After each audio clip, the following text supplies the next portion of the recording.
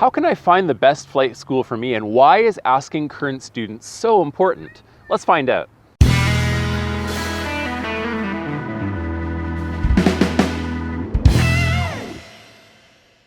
Hello my friends, welcome back to Late Departure. I'm Adam, and today I just want to do a really short video just talking about why I'm doing what I'm doing right now, why I'm interviewing all of these students, and why it's so important.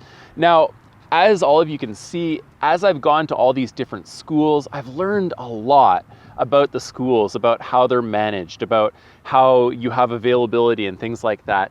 But why can't I just email the school? Why can't I just go into the school? So I did this. I went in person to pretty much every school in the Lower Mainland, in Vancouver here. I went in person, I talked with the CFIs, I talked with instructors, I went in to see their facilities, I took the tour and saw their planes. I asked them all the questions that I usually bring up for my videos that you all know. And when I went in, and I always got very, very positive answers from the CFIs, from the instructors. I always got these answers like, oh, we have all the plane availability in the world. You can get planes anytime you want, no issue whatsoever. You can book any time of day, any time of night. Yeah, just register, pay us our registration fee, we'll get you up, no problem.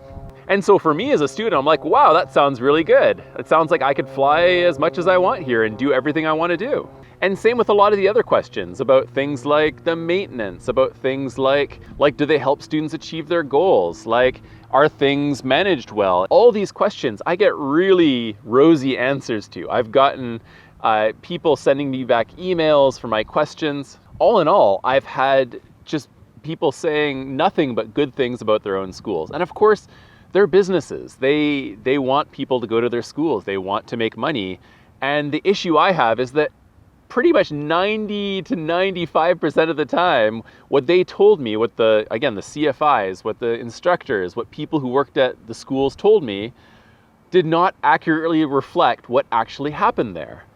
And I didn't learn this until I started asking students. And this was after I talked with people. And again, if you want to ask students, go onto Facebook, the BC General Aviation Facebook page, the Canadian Flight Students page, the Flying Canucks Discord page.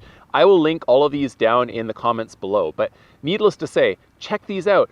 Ask, are there any students here from this school who are currently going there that can tell me what the school is like?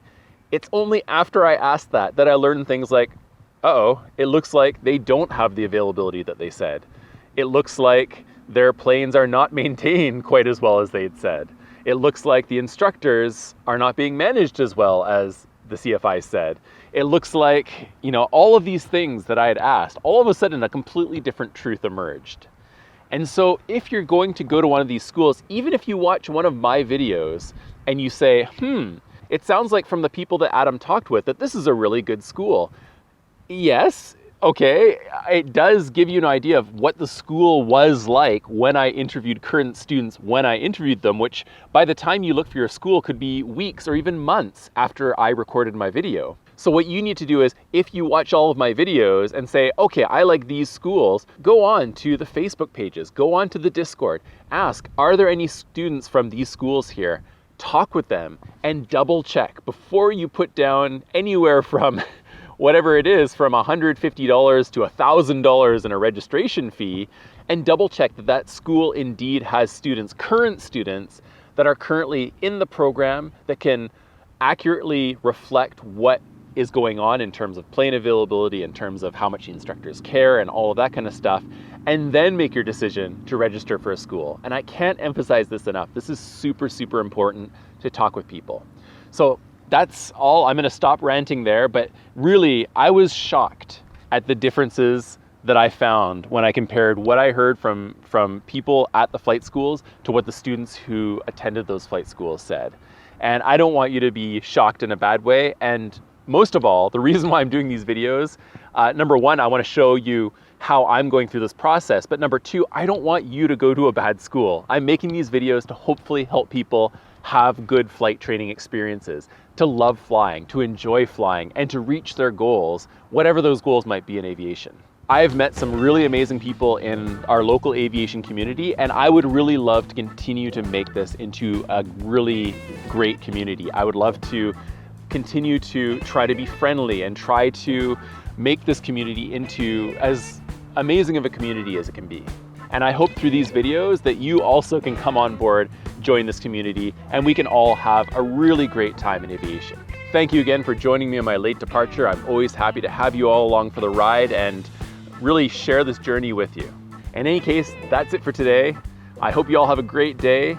Be happy, be safe. If you're flying, fly your best, and I'll see you next time.